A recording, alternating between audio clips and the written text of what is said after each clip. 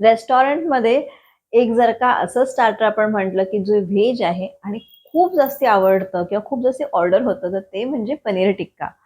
हेच पनीर टिक्का जे स्टार्टर आहे, ते खूप करायला सोपं आहे. तुम्ही घरच्या घरी करू शकता आणि ते करायला खूप अशा गोष्टी पण लागत नाहीत आणि तुमच्याकडे जर का तंदूर, अवन काहीच नसेल, तरी तुम्ही गॅसवर करू शकणार आहात.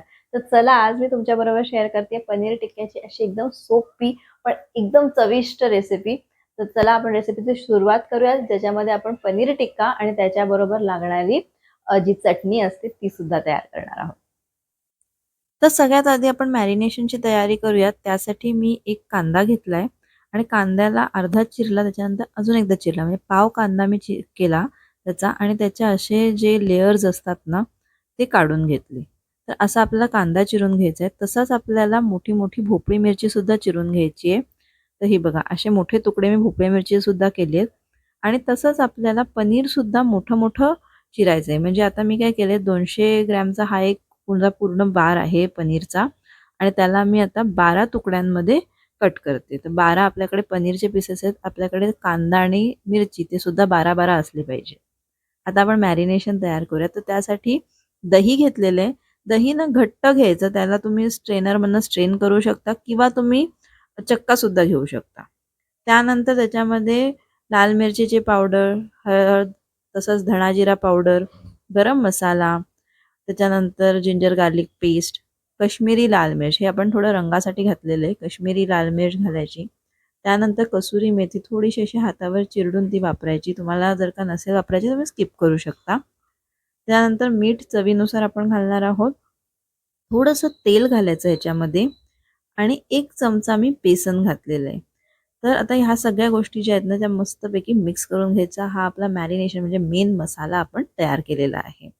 आता तुम्हाला जर का दही म्हणजे चक्का नसेल वापरायचा इकडे ना, तर तुम्ही दह्यातलं पाणी काढून असं घट्ट दही वापरू शकता, काहीच हरकत नाही. आता ह्याच्यामध्ये सगळ्या गोष्टी आपण घालणार आहोत. मी पनीर घातलेलं आहे, त्याच्यानंतर शिमला मिर्च आणि तसंच कांदा. हे सगळं आपण घालून आता ह्याला आपल्याला व्यवस्थित मिक्स करायचं आहे. आपल्याला फक्त एकच गोष्ट बघायची ह्याच्यामध्ये, की आपण पनीर किती घेतोय. जर का आपल्या पनीरचे 12 तुकडे तर कांद्याचे आणि शिमला मिरची सुद्धा 12 तुकडे हवे. तुम्ही ह्याच्यामध्ये टोमॅटो सुद्धा लावू शकता, तो सुद्धा छान लागतो. तर ते तुमच्यावर आहे, की तुम्हाला काय लावायचं आणि काय नाही. मॅरिनेशन आपण करताना मसाला एकदम व्यवस्थित सगळा कोट करायचा. आता हिरवी चटणी करताना मी इकडे घेतलेली आहे कोथिंबीर, तसंच पुदिना, त्याबरोबर एकच मिरची घालते मी. फार तिखट करायची नाहीये ही चटणी आपल्याला. आणि ह्याला जरा मिक्सरमधनं एकदा फिरवून घेते. फिरवून झाल्यानंतर ह्याच्यामध्ये मी घालणार आहे थोड्याशा डाळ्या, जेणेकरून चटणीला छान बॉडी येईल, म्हणजे चटणी आपली छान जाड होईल. आता बघा हे मॅरिनेट झालेले टिक्के आपले. तर आता ह्याला कसं लावणार बघा. ह्या मी स्किवर्स घेतल्यात. त्याला पहिले कांदा लावलाय.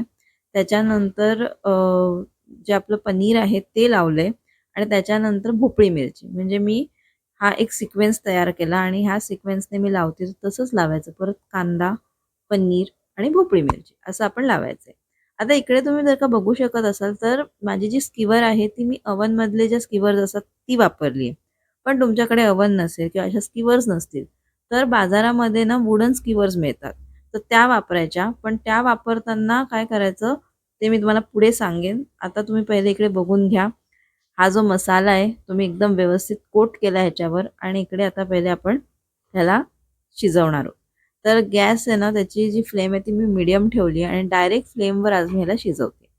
तुमच्याकडे अवन असेल किंवा तुमच्याकडे जर का एअर फ्रायर असेल, तर तुम्ही हे पहिले त्याच्यामध्ये शिजवून घेऊ शकता. ओव्हनमध्ये सुद्धा तुम्ही साधारण एक 10 मिनिटं तुम्ही ह्याला शिजवून घेऊ शकता 170 किंवा 160 डिग्रीवर ठेवून आणि मग नंतर त्याला तुम्ही गॅसवर करू शकता. आज आपण डायरेक्ट गॅसवर करणार आहोत. तर मी तुम्हाला मगाशी सांगितलं ना, की आपण जर का वुडन स्कीवर वापरलं तर काय करायचं? तर त्याला ना अर्ध्या तास पाण्यात भिजत ठेवायचं. का? ते आता बघा. ह्याच्यासाठी मी तुम्हाला म्हटलं, की मी पुढे सांगेन. अर्धा तास पाण्यामध्ये ह्याकरता बुडवून ठेवायचं, कारण की त्याला जर का गॅसवर आपण डायरेक्ट पकडलं, तर ती वुडन स्कीवर जी आहे ती आग पकडेल. म्हणून आपल्याला तसं नाही करायचंय डायरेक्ट. आपण पहिले त्याला अर्धा तास पाण्यात भिजवून ठेवायचं आणि मग गॅसवर त्याला असं छानपैकी वापरायचं. काहीच हरकत नाही. आता हे जे मी टिक्के बनवले आहेत ना, त्यांना मी थोडंसं रोस्ट करून घेतलं आणि मग आता मी काय करते, की फुलके भाजण्याची आपली जी जाळी असते ना त्याच्यावर असे मी तिन्ही ठेवून घेतल्यात आणि त्याच्यावर मी मस्तपैकी बटर लावणार आहे. हे मॅन्डेटरी आहे. तुम्ही बटर लावा नाहीतर तूप लावा. पण मी तुम्हाला सजेस्ट करेन की बटर लावा. बटरला एक छान चव असते आणि थोडंसं त्याला एक सॉल्टी टेस्ट असते. म्हणजे थोडं खारट असतं ना, त्याने सुद्धा ते अजून छान लागतात. तर बाहेरचे जर का तुम्ही रेस्टॉरंटमधले बघितले तर टिक्की कशी अशी मस्त ग्लॉसी दिसतात आणि छान असं त्याला स्वाद असतो ना, तसा मस्त बटर लावून त्याला पण त्यांनी केलेलं असतं. पण ते तंदूरमध्ये करतात.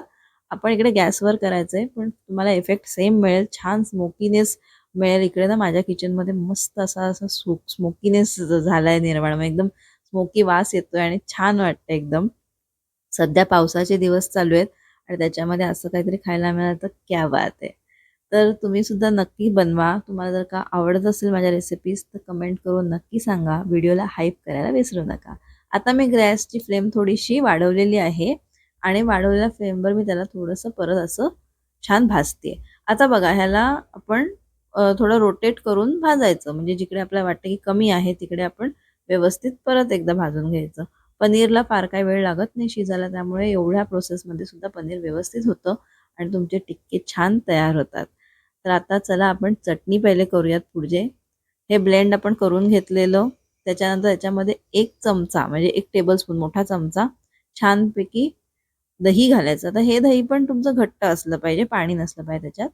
आणि मीठ तुम्ही ना ब्लेंडिंगच्या वेळेला घालू शकता. म्हणजे कोथिंबीर, मिरची आपण जेव्हा मिक्सरमध्ये घातली तेव्हाच घालू शकता.